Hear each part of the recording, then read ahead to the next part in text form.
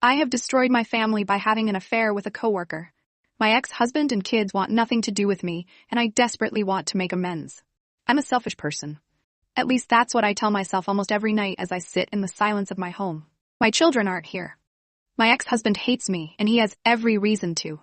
My family is divided, and I've never stopped hating myself for what I did. My selfish act happened in 2015. I had just turned 39, and looking back, I realized I took my ex-husband for granted. He told me I was beautiful every day, always wanted to be intimate, took care of me, and treated me like an equal. He didn't worship me as a queen or princess. I was his partner, and it felt right. We'd been married for 20 years. High school sweethearts, each other's one and only. My family adored him. My brother looked up to him because he was the kind of man you could count on in tough situations. My ex was a good man. Over the years, I gave him 2 strong-willed boys, 18 and 16, and twin daughters, our little princesses, who were 13. I'd gained weight and felt self-conscious, but he always told me I was beautiful. We rarely argued, and when we did, it was usually about sex, or my lack of interest. He wanted more intimacy. I wasn't in the mood. He understood, though. For my 39th birthday, I revealed a new version of myself. After a year of yoga, Pilates, and gym sessions, I went from 180 pounds to 135. I'd always been chubby, so having a fit, toned body was life-changing. My ex-husband worked on himself, too. He went from 260 pounds to 225, starting to shape up as well. He couldn't keep his hands off me, but despite his efforts, dinners, dancing, walks, helping around the house, I still wasn't in the mood. 20 years in, he still looked at me with love and desire, but I couldn't match his energy. Then, a new manager started at my office a few days after my birthday. He was younger, handsome, and seemed interested in me. I ignored him at first, but over time, casual conversations turned into flirting. Even though I showed him my wedding ring, I eventually flirted back. I shared details about my life and started thinking about him constantly. It was an emotional affair, though I didn't see it that way at the time. I just felt alive. My ex-husband noticed something was off. During a heated argument, he leaned in to kiss me, and I subconsciously made a disgusted face. Not at him, but at my own conflicted feelings. A week later, I asked the new manager to meet me at a cafe, intending to end whatever was happening. But before I could say anything, he kissed me, and my mind went blank. That was the start of a 6-month affair. With him, I became someone new, eager, passionate, and constantly in the mood. I did things for him that my ex had wanted for years. Meanwhile, I pushed my ex-husband away, nitpicking his habits and belittling him. I'm ashamed of how I treated him. I didn't fully grasp the damage I was causing until my brother visited and told me that my ex had confided in him. He admitted he was depressed, considering separation, and felt unloved. He even said he was falling out of love with me. That snapped me out of it. I ended the affair, quit my job, and promised myself I'd fix my marriage. I vowed to be a better wife, to make my husband feel loved and wanted again if I could. My affair partner showed up at my house with a box from my office, containing things I had requested to be shipped. We spoke briefly. He wanted to know what he had done wrong. I told him that I needed to fix my marriage. I asked him to leave, but he begged and pleaded for one last time together. Like a fool, I agreed. We went to the guest room, and we gave in to temptation. I don't know how long we were doing it, but when he was on top of me, I felt him suddenly jerk back violently. There was a loud bang. I sat up in shock and saw my ex-husband standing in the doorway, staring at us. My affair partner was on the floor, and there was a large hole in the wall. I tried to say something, anything, but I was frozen. My ex's eyes were bloodshot, tears were streaming down his face, and his lips trembled. The pain in his expression was overwhelming. I felt disgusted. With myself, with the situation, with everything. My affair partner got up and tried to leave. He turned to my ex and arrogantly told him, "If you know what's good for you, step back." That was all it took. My ex snapped and attacked him. I screamed and begged for him to stop. Desperate to intervene, I jumped on his back, but that only made things worse. My ex threw me off and I hit the floor hard. Everything became hazy. The sounds around me were muffled and my vision blurred. When I came to, I saw my ex kneeling beside my affair partner, who was lying on his side. My ex was on the phone, calmly calling 911 on himself. My affair partner's face was swollen, battered beyond recognition. Blood and teeth littered the floor.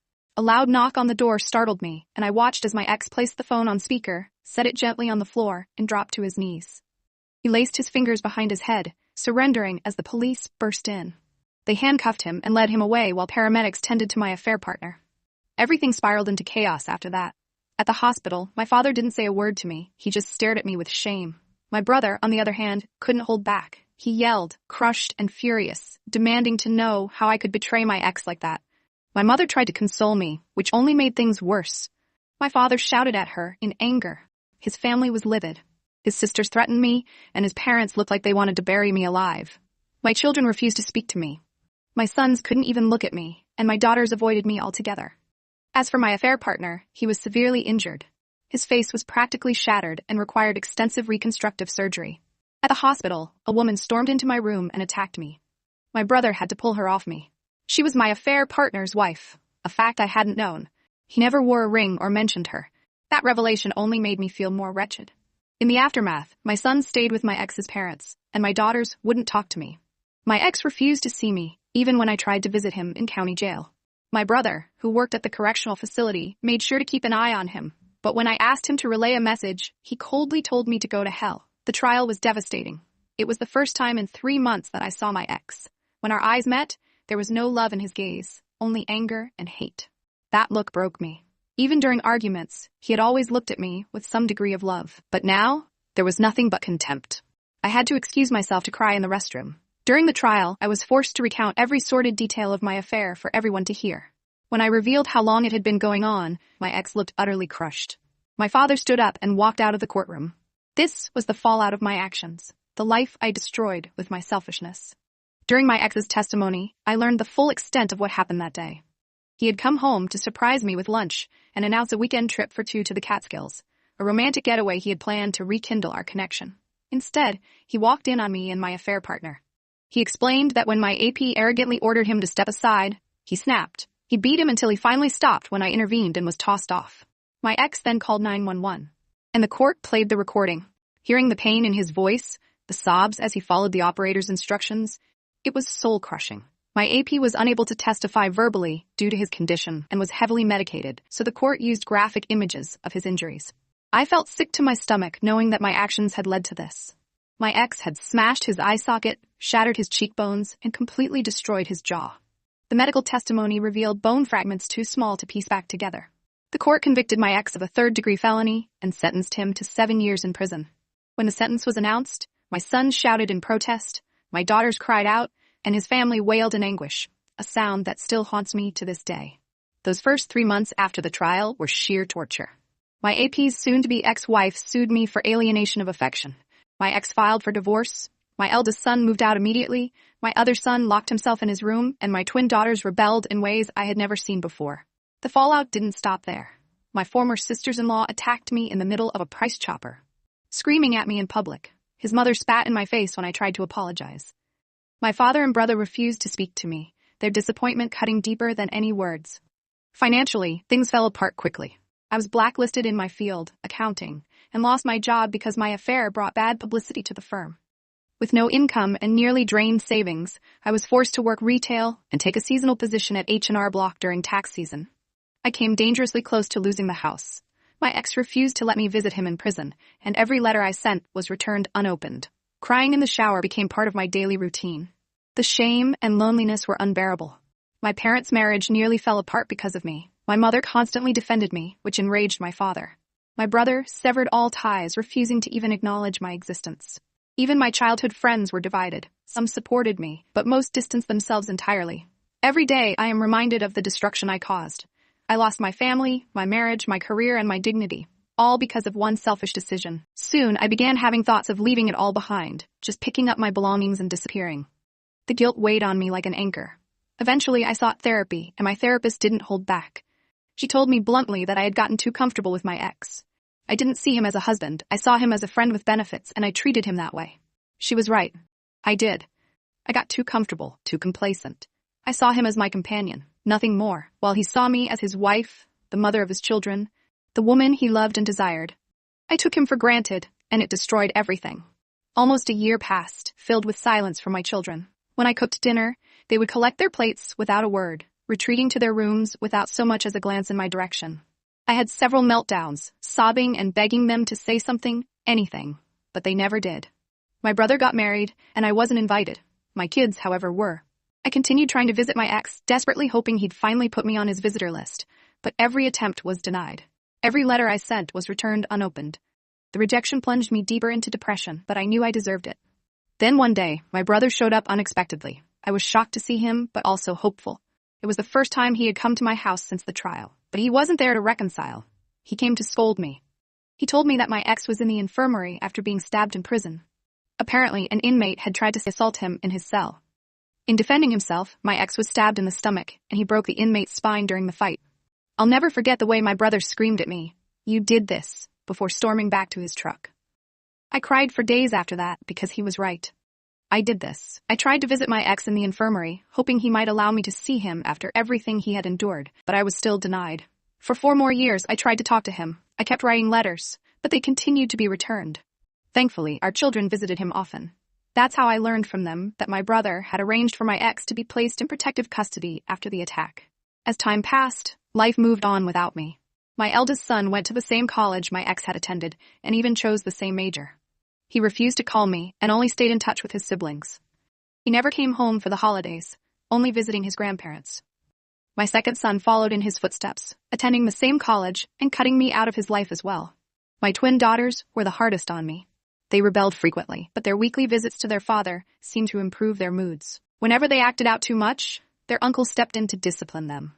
Though they visited me occasionally, it was clear that I would never fully regain their trust or love. My brother and I still barely spoke. I tried to reconnect when my brother and his wife had their first child, hoping to be part of their lives again. But I was asked to leave their home. My mother kept me updated on family events, but it was always secondhand. My father still refused to acknowledge me, and the gap between us felt like an unbridgeable chasm. Every day, I am reminded of the wreckage I caused, not just to my ex, but to everyone I loved. I can't undo it. I can only live with it. At the beginning of May this year, my kids seemed happy, and my sons came home. I didn't know why, and I didn't care. They were home. For 4 months, my children were around, and I did everything I could to show them how sorry I was. For the most part, I was ignored, but they were talking to me, and that made me so happy. To have a conversation with them, to know what was happening in their lives, felt like a blessing. My eldest was dating a woman he had been with for over a year. My second-born was on a college track team. Even my daughters began to talk to me again. Yet, as much as I cherished those moments, it only made me hate myself more for what I had done to them. Seeing them smile, joke, and eat dinner together again, it was everything I missed so deeply. By the end of August, I was fully focused on the twins' first day of their senior year, which also happened to be their 18th birthday. I was excitedly planning their birthday party and shared my ideas with them. Without hesitation, they asked if we could move it to a different day. I was confused. I thought we were starting to mend things. When I asked why, one of them replied, "Because Dad is throwing us a party, and I don't want you near him." The comment left me stunned. I asked when their father had been released, and they told me he had gotten out at the end of April for good behavior. I cried when I heard it. The thought of him being free, of him being out, broke me even more. It all made sense then. They weren't around more because we were healing. They were around because they had their father back. They were happy and cheerful because he was back in their lives, not because of me. I asked where he was staying, and they told me he was living with my brother. I tried calling him immediately. I needed to talk to him, but he refused to answer. Desperate, I drove to my brother's house, clutching the stack of letters I had written to him over the years, all of which had been returned. When I arrived, I saw him briefly through the crack of the door before my brother closed it in my face. I called out his name, sobbing, and handed the letters to my brother before turning to leave. As I reached the driveway, I heard his voice behind me. I turned around to see him walking toward me. Tears welled up as I ran to hug him, but he handed the letters back to me instead. "You forgot this," he said coldly before walking away. I stood there, crying as I watched him disappear back into the house. I begged him, pleaded with him to talk to me, but he didn't stop. My children stood in the doorway, watching me, their faces void of any love or compassion. In that moment, I realized my children were only tolerating me. And yet, I still want to fix this. I want to tell him how selfish I was. I want to tell him how much I miss him. I want to apologize for everything I destroyed. I'm trying to push through my daily life, hoping for a miracle. My mother told me that my AP's ex-wife had started visiting my ex 2 years ago and still comes around to see him. I don't even care about that. I just want him to forgive me. I want him to talk to me. I want him beside me. I want him to look at me the way he used to. I want my kids beside us. I just want my family back. But deep down, I know I don't deserve it. Even if, by some miracle, we were to become one again, it will never be the same. I was selfish, and I wish I could take it all back.